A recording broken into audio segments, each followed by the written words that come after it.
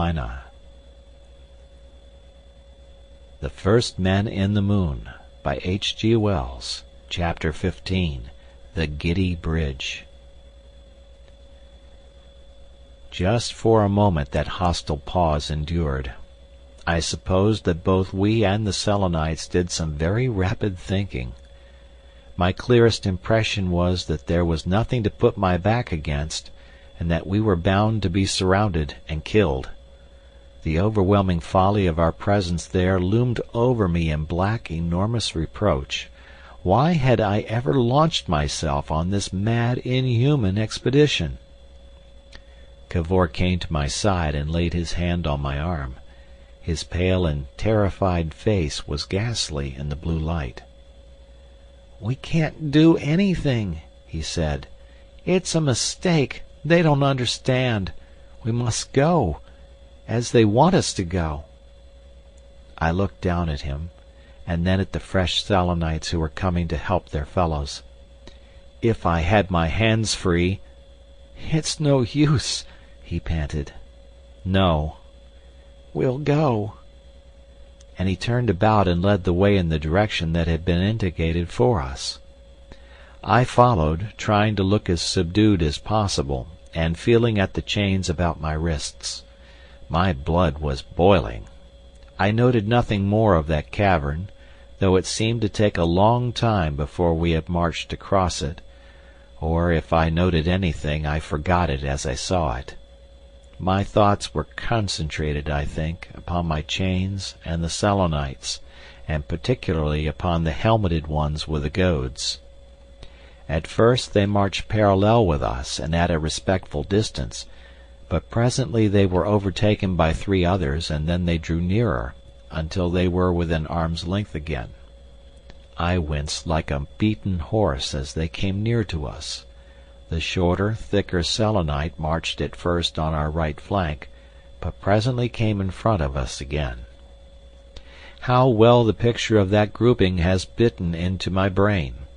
The back of Cavor's downcast head, just in front of me, and the dejected droop of his shoulders, and our guide's gaping visage, perpetually jerking about him, and the goad-bearers on either side, watchful, yet open-mouthed, a blue monochrome. And after all, I do remember one other thing besides the purely personal affair, which is, that a sort of gutter came presently across the floor of the cavern, and then ran along by the side of the path of rock we followed, and it was full of that same bright blue luminous stuff that flowed out of the great machine. I walked close beside it, and I can testify it radiated not a particle of heat.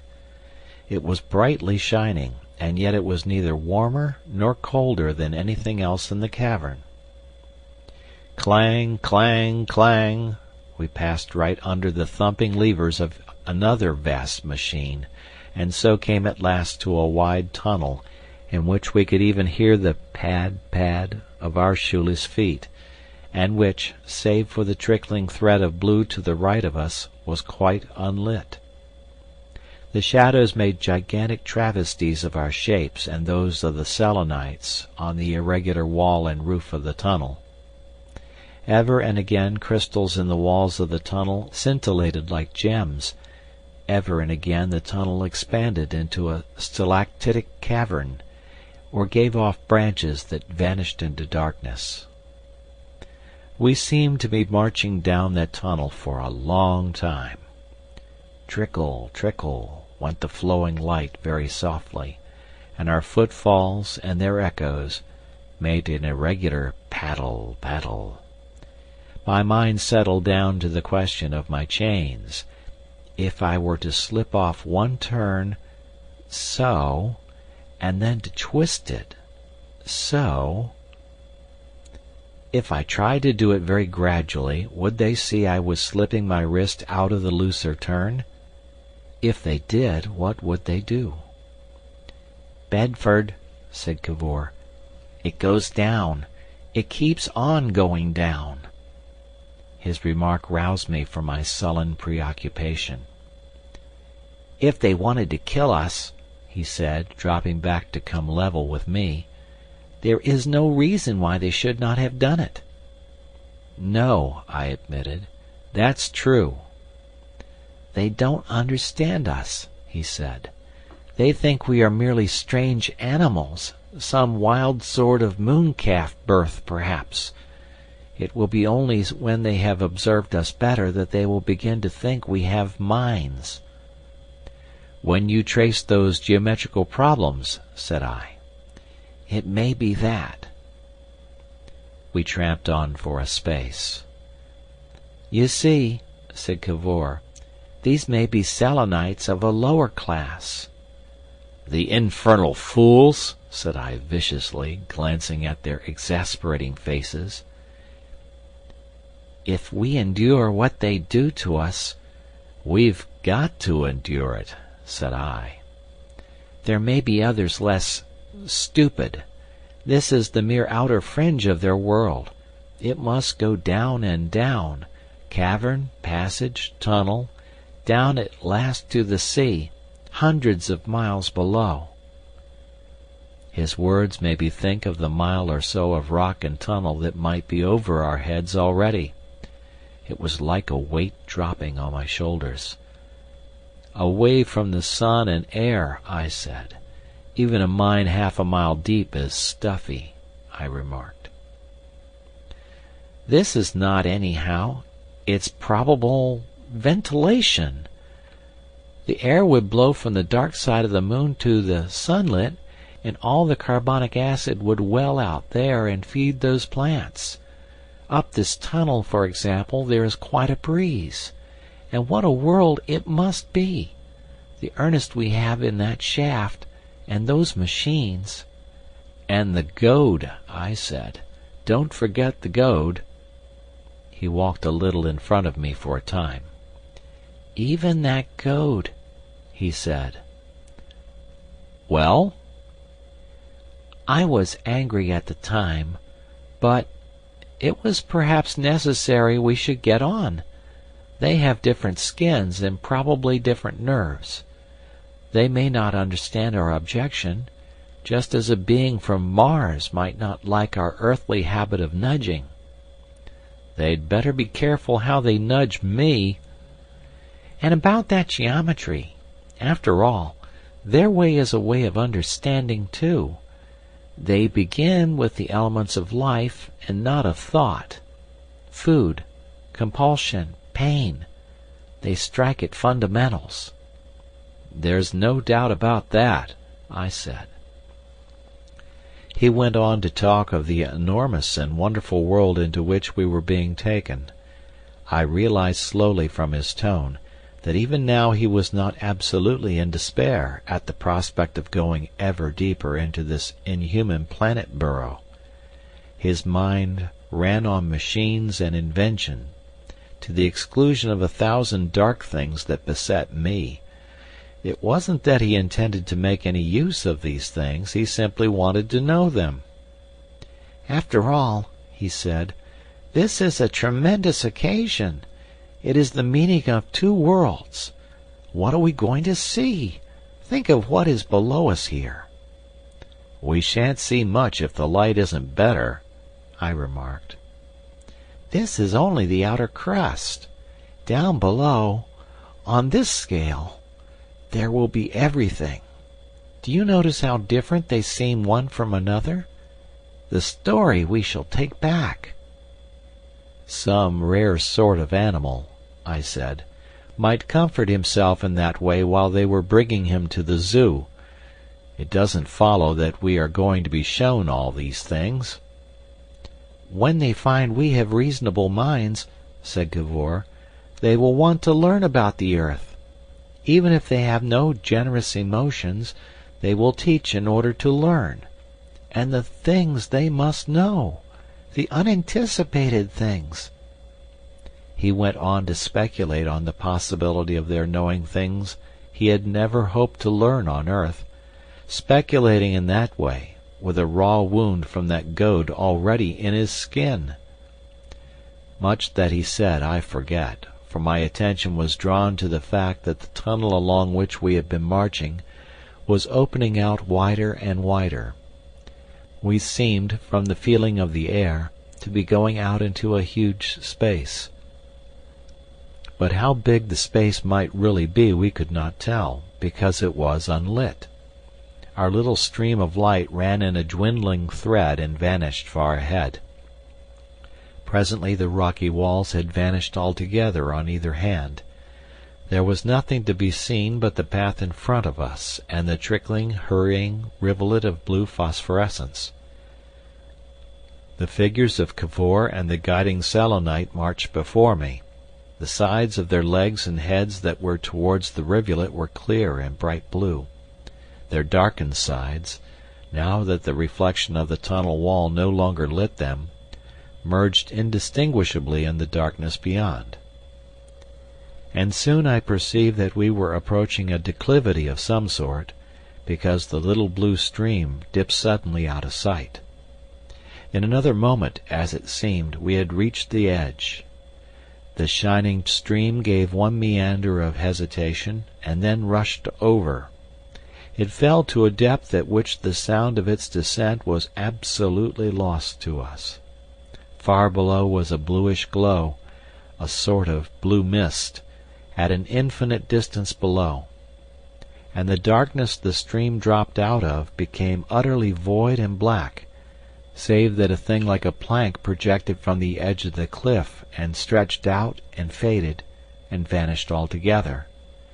There was a warm air blowing up out of the gulf. For a moment I and Cavor stood as near the edge as we dared, peering into a blue-tinged profundity, and then our guide was pulling at my arm. Then he left me and walked to the end of that plank and stepped upon it, looking back.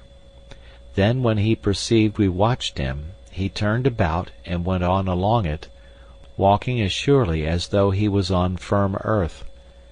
For a moment his form was indistinct, then he became a blue blur, and then vanished into the obscurity. I became aware of some vague shape looming darkly out at the black. There was a pause. "Surely," said Cavor. One of the other Selenites walked a few paces out upon the plank, and turned and looked back at us unconcernedly. The others stood ready to follow after us. Our guide's expectant figure reappeared. He was returning to see why we had not advanced. "What is that beyond there?" I asked. "I can't see." "We can't cross this at any price," said I. "I could not go 3 steps on it," said Cavor, "even with my hands free." We looked at each other's drawn faces in blank consternation. "They can't know what it is to be giddy," said Cavor. "It's quite impossible for us to walk that plank." "I don't believe they see as we do. I've been watching them. I wonder if they know this is simply blackness for us. How can we make them understand?" "Anyhow, we must make them understand." I think we said these things with a vague half-hope the Selenites might somehow understand. I knew quite clearly that all that was needed was an explanation. Then as I saw their faces, I realized that an explanation was impossible. Just here it was that our resemblances were not going to bridge our differences. Well, I wasn't going to walk the plank anyhow. I slipped my wrist very quickly out of the coil of chain that was loose, and then began to twist my wrist in opposite directions. I was standing nearest to the bridge, and as I did this 2 of the Selenites laid hold of me and pulled me gently towards it. I shook my head violently. "No go," I said. "No use. You don't understand." Another Selenite added his compulsion. I was forced to step forward. "I've got an idea," said Cavor, but I knew his ideas. "Look here," I exclaimed to the Selenites. "Steady on. It's all very well for you." I sprang round upon my heel. I burst out into curses, for one of the armed Selenites had stabbed me behind with his goad. I wrenched my wrists free from the little tentacles that held them. I turned on the goad-bearer. "Confound you!" I cried. "I've warned you of that. What on earth do you think I'm made of, to stick that into me? If you touch me again—" By way of answer he pricked me forthwith. I heard Cavor's voice in alarm and entreaty. Even then I think he wanted to compromise with these creatures. "I say, Bedford," he cried, "I know a way." But the sting of that second stab seemed to set free some pent-up reserve of energy in my being. Instantly the link of the wrist chain snapped, and with it snapped all considerations that had held us unresisting in the hands of these moon creatures. For that second, at least, I was mad with fear and anger. I took no thought of consequences. I hit straight out at the face of the thing with the goad. The chain was twisted round my fist. There came another of those beastly surprises of which the moon world is full. My mailed hand seemed to go clean through him. He smashed like some softish sort of sweet with liquid in it. He broke right in. He squelched and splashed. It was like hitting a damp toadstool. The flimsy body went spinning a dozen yards and fell with a flabby impact. I was astonished. I was incredulous that any living thing could be so flimsy. For an instant I could have believed the whole thing a dream. Then it had become real and imminent again. Neither Cavor nor the other Selenites seemed to have done anything from the time when I had turned about to the time when the dead Selenite hit the ground. Every one stood back from us too, every one alert. That arrest seemed to last at least a second after the Selenite was down. Every one must have been taking the thing in. I seemed to remember myself standing with my arm half retracted, trying also to take it in. "What next?" clamoured my brain. "What next?" Then in a moment every one was moving. I perceived we must get our chains loose, and that before we could do this these Selenites had to be beaten off. I faced towards the group of the three goad-bearers. Instantly one threw his goad at me. It swished over my head, and I suppose went flying into the abyss behind. I leaped right at him with all my might as the goad flew over me. He turned to run as I jumped, and I bore him to the ground, came down right upon him, and slipped upon his smashed body and fell. He seemed to wriggle under my foot. I came into a sitting position, and on every hand the blue backs of the Selenites were receding into the darkness. I bent a link by main force, and untwisted the chain that had hampered me about the ankles, and sprang to my feet, with the chain in my hand. Another goad, flung javelin-wise, whistled by me, and I made a rush towards the darkness out of which it had come. Then I turned back towards Cavor, who was still standing in the light of the rivulet near the gulf, convulsively busy with his wrists, and at the same time jabbering nonsense about his idea. "Come on!" I cried. "My hands!" he answered.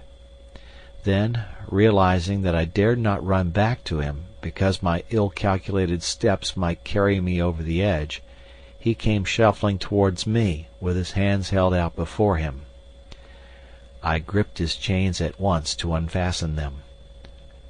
"Where are they?" he panted. "Run away. They'll come back. They're throwing things. Which way shall we go?" "By the light. To that tunnel, eh?"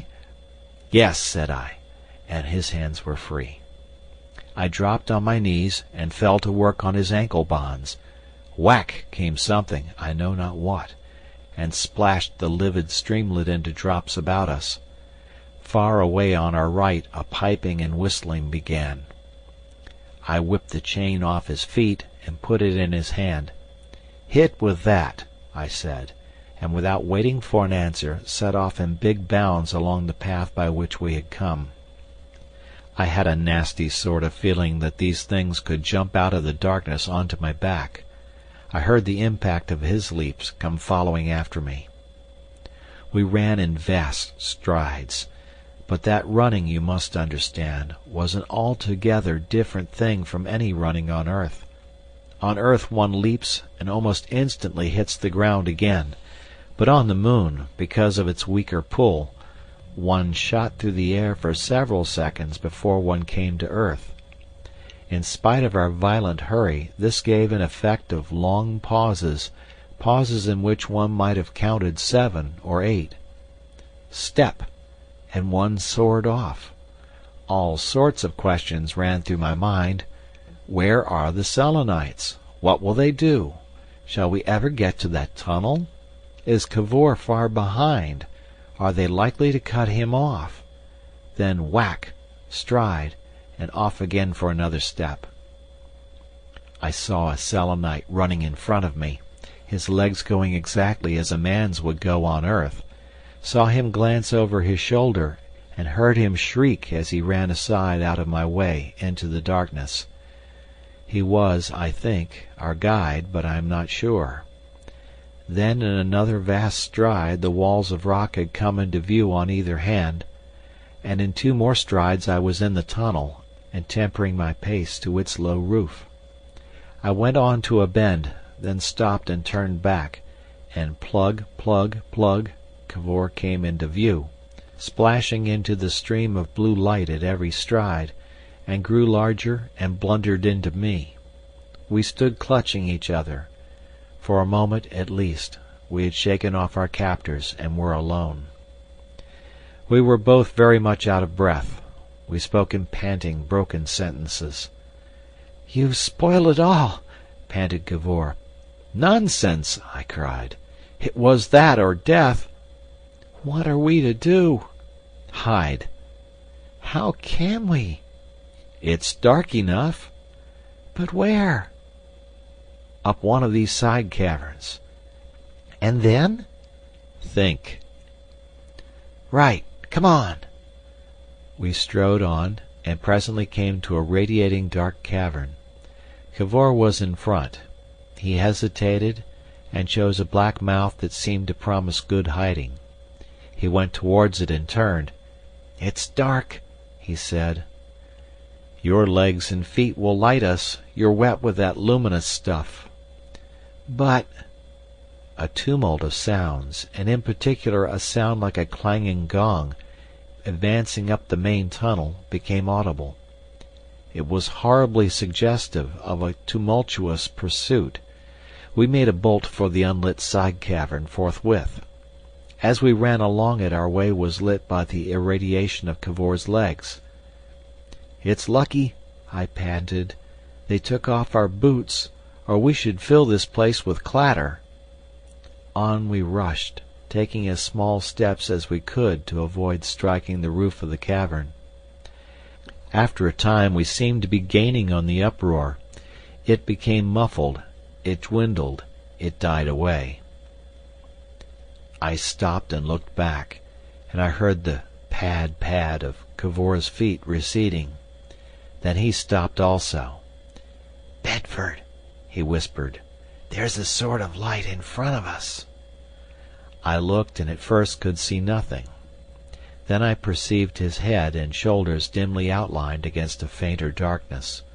I saw also that this mitigation of the darkness was not blue, as all the other light within the moon had been, but a pallid grey, a very vague, faint white, the daylight colour.